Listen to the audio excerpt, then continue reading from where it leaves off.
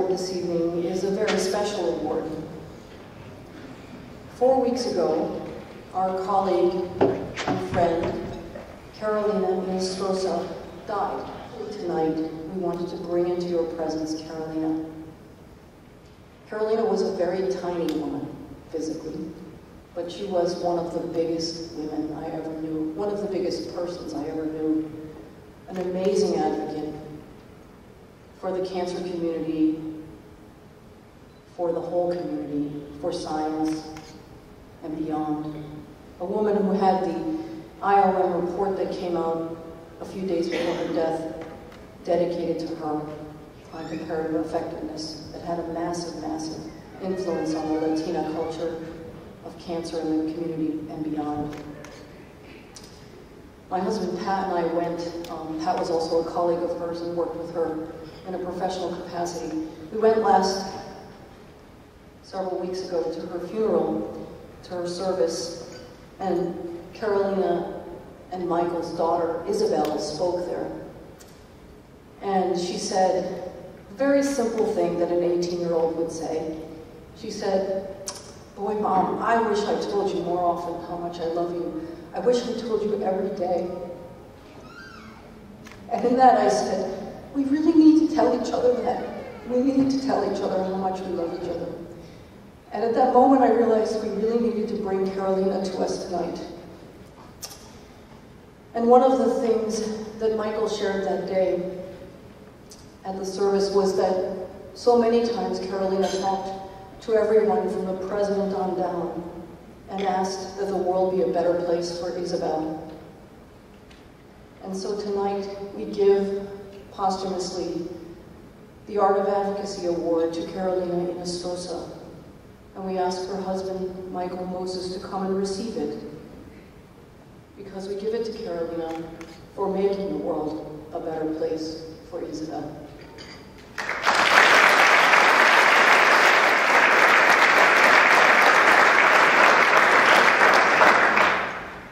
I'm a little embarrassed that there isn't a course to go along with this award. That's my wife. 4 weeks ago, almost to the hour, Carolina lapsed into a coma, from which he quietly passed away the next day, Father's Day. Since then, there have been numerous tributes to her. Senator Murkowski read into the Congressional Record a tribute to Carolina. But this type of tribute, coming from the type of people who are giving it, would have been particularly special to her. Let me tell you why.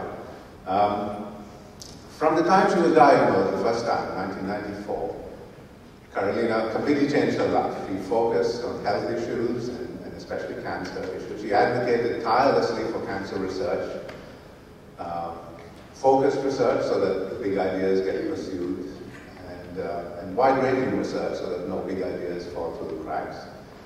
Just as strongly, she advocated for access, not just to medication and procedures, but to information. But most of all, closest to her heart, she focused on influence. She felt that there was no way forward until people whose lives were affected were brought to the table. The perspectives of those people, she felt, had to come to the forefront. All through this time, I was in the background. Providing loving husbandly support. I'm a mathematician. My passions are mathematical logic and post-colonial literature and bad golf. I was a cook in the family. I made Isabel and Carolina their daily sandwiches for lunch, in which I would slip in these notes that said, "Don't forget how much I love you." Carolina was the heart of our family. She brought it color, she brought it life, she gave it meaning.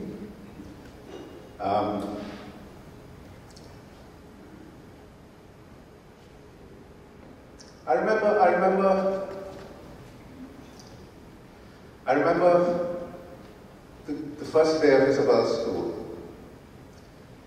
Isabel went to preschool I used to be the mommy helper 2 days a week, I remember. I remember the first day of school. Carolina and I were waiting for the bus at the curbside just around where we lived. Isabel came out, bursting with tales of what happened in her first day, talking 19 to the desert. And I remember going down on my knees next to her, with my hand on her shoulder, listening to her talk. And Carolina was standing next to me on my left, her hand on Isabel's other shoulder. And then I remember Carolina reached over and put her hand on my neck, underneath my collar. And I remember thinking, this is perfect. There's nothing more that I want. I remember thinking that everything in the world was as it should be.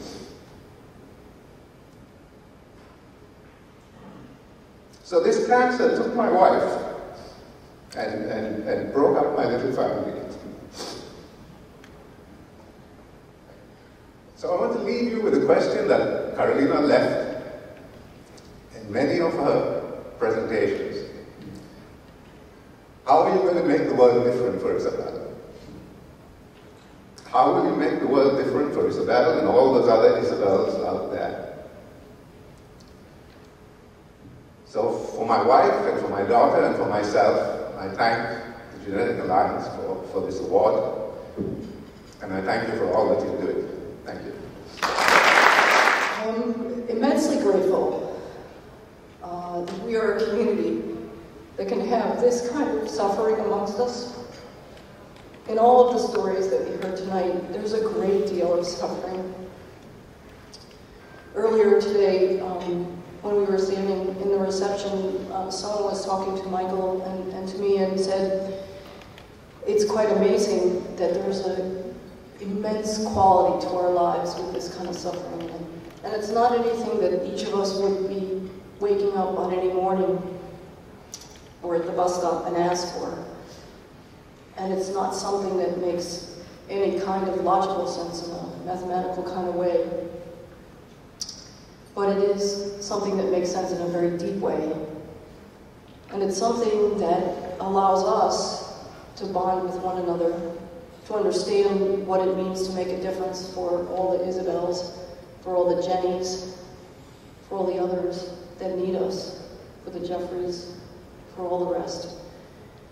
And it is the amazing power and strength of our bigness, of our coming together on a weekend like this and starting by walking the hills of Congress, by coming together to come into our own in whatever way that we will, and by coming together to understand deeply what it means both to work with one another, to stand with one another, and to love one another that transforms our suffering.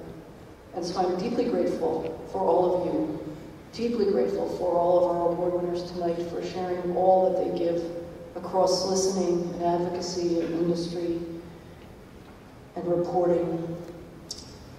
And I ask each of us to take all of this tenderness and gentleness with us as we go forward, as we make our way in all of our work that's tedious and hard and difficult, but at the same time filled with joy because we are making a difference. And so we bid you adieu this evening. We welcome you to our after hours downstairs, where it's rumored that Francis Collins will come and play the guitar, where we can share with one another our joys and sorrows, and where we can be with one another very deeply.